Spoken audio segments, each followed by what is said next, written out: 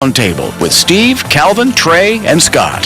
The Honorable Robert Conyers is our special guest as we talk about domestic violence. The good judge is presiding over the only court in all of, I guess, North Texas, or just Dallas County, is it? Dallas County. Dallas County, that's domestic County violence. Has a domestic violence court, if too. there was one thing you had the ability to stand up behind the bench someday and say, this is going to put an end to domestic violence. After all you see, day after day after day, men, women, young, old, black, white, Hispanic, Asian, whatever, what's the one message that you would like to share or you think would change the whole mentality of what we deal with in our world every day? That's a loaded question, but I'm just kidding. Yeah, that's a huge question, and you know, we all know that one thing's not going to change it. Right, absolutely. But you see enough of it. Yeah. If this could change, I think we'd be in the right direction, in the right lane. I think the one word would be accountability. Really? Yeah, and I think if the whole community was on the same page with holding offenders accountable, that if you're going to perpetuate violence in your home, these are the things that are going to happen to you. You know, I'm not certainly advocating that we're doing a scarlet letter or ostracize anybody, but to say, hey, you know, if you use violence, hey, your golfing buddies aren't going to hang out with you anymore. If, you know, your pastor of your church is going to say something to you about it, you know, people are going to respond in a way to say, hey, this is not okay. And it sounds like a simple message, but it's not consistently done right now. Well, you bring up a great point when you talk about the golfing buddies, and it's not a situation where it's just the lower socioeconomic. Mm-hmm. It's guys that are out at the country club, and okay. That said and done, that made me think of the group that you're very well aware of, and I have been in the court on a couple of occasions because we have been brought in as part of the Genesis Women's Shelter group, that Heroes, and that's a men's group that deals with, you know, saying, hey guys, not on my watch, not today, let's stand up, speak up, and no more. And it stands for He Respects Others, mm-hmm. Heroes. And you're very familiar with that, are you not? And yes. We've gone into the courtroom just to support the people that have endured the domestic violence. Right, and it's a great group because for so long, women have been carrying the water and the torch on domestic violence. But it's really a men's issue because sure men are the one who are committing the violence. We ought to be the ones standing up to say, hey guys, you can't do that anymore, you know, to your friends, to your family. Guys need to step up for more, and so that's why I love this group and what they're doing. Well, as a part of that group, the first time I sat there and saw firsthand what you see every day, mm-hmm. That was an education in itself. And you talk about accountability, that's right there from what I saw.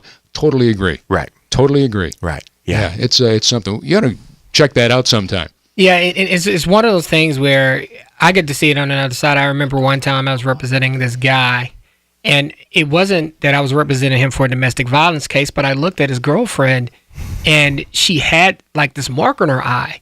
And then when I would look at her, she would look down and away. It was almost like that she was like a shell of herself. And this guy was just combustible. And he got mad at me, and he tried to start yelling at me in the hallway. And then I got mad at him because I looked at him and I looked at his girlfriend and I said, look, you're a bully. You know, I can tell you've been hitting this young lady. I can tell by the way she's looking. And I just put him in his place. I just put him in his place right there because, you know, I don't support that. Now, when we go to court, and sometimes there are cases where sometimes people can try to use the domestic violence to their own advantage or use the accusation of domestic violence to their own advantage. That's one thing. But when I see it, I'll call it out because I just don't care for it. I have sisters and a wife and a mother and grandmother, and I just wouldn't want to see that happen to anybody. I agree. Steve? Yeah, so, Your Honor, who are the victims predominantly, and do you speak to them? Yeah, that's a great question. The victims, you know, are predominantly women. It's not necessarily wives. It's it's obviously girlfriends, and I see a lot of families where they aren't officially married or legally married. But I don't get to talk to them as much as I think I would like to. There are a lot of different reasons for that. You know, most cases don't end up in trial.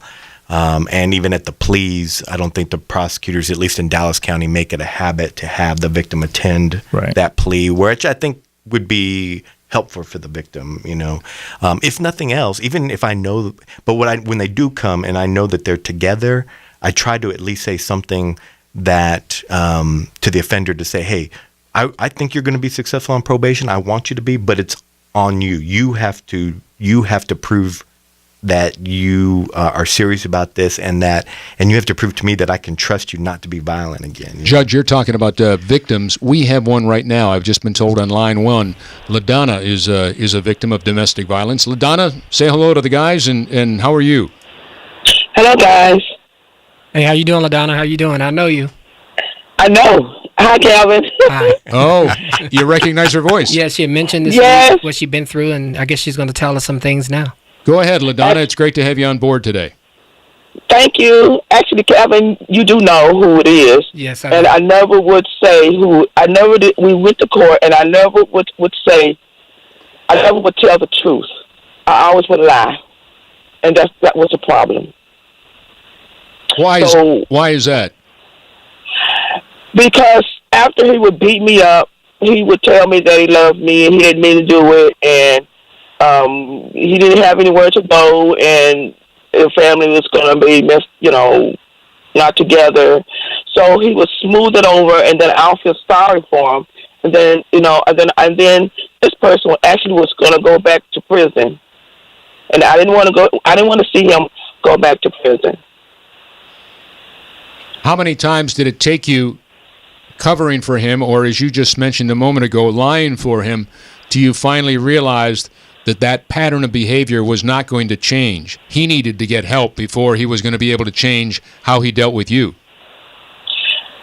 It took a lot of beatings. My face was disfigured. There's a place at Parkland, after he beat me up and stole all my money out of my purse. They took pictures.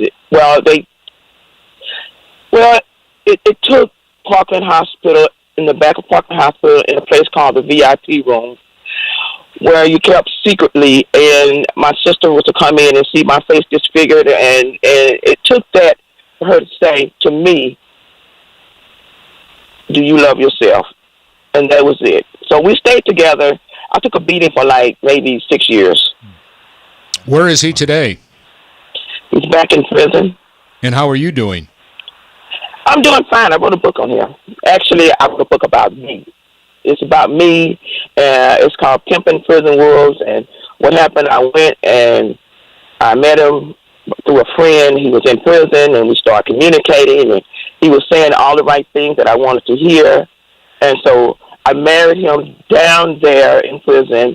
And it was a smooth sailing. He was okay until he got out.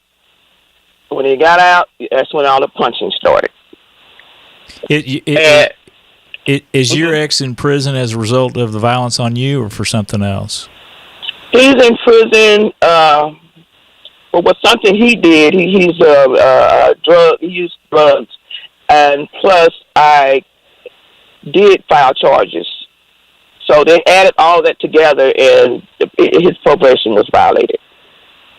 What would you? Yeah, I'm sorry.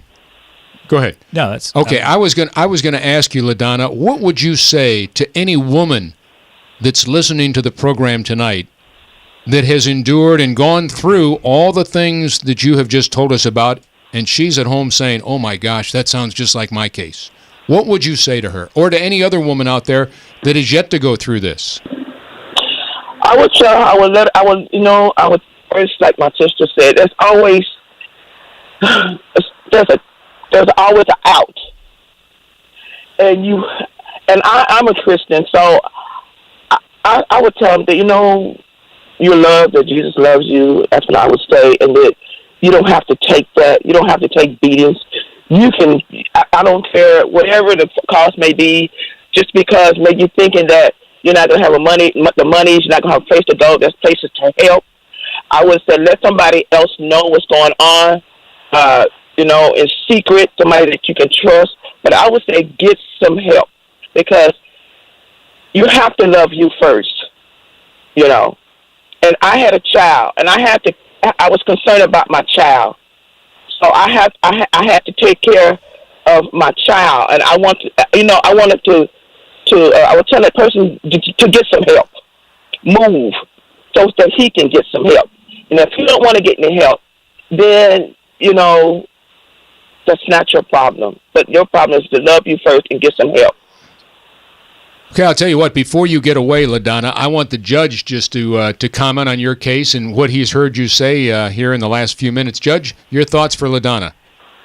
LaDonna, good afternoon, and I'm sorry you went through that, but I'm glad to hear that you're in a good place now. Hope and love are such powerful emotions, and I hear when you tell your part of the story about wanting to stay together and just keep the relation going, I hear that so often. And, the goal of my court isn't to break up families, but it's to get the violence out of the relationship.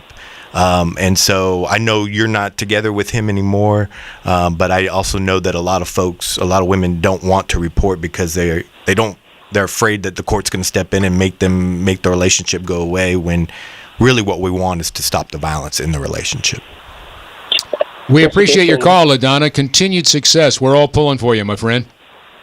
Thank you. I'm okay. I am really okay. I divorced him, but what I really want to say before I get off the line is that prison dating, I'm not going to down it, but you have to be careful, because I brought a man in on my house, and I really didn't know this man, and he didn't know my child didn't know him. So I want to say to the women, please be careful before you get to know him when he gets out. And thank you guys for letting me express what I have to say. Thank you, LaDonna. All right. Thank you, LaDonna, very, very much. We've got a couple of calls on hold right now. Summers in Arlington. We're going to get to that call and your call as well, 888-787-5543 when we come back.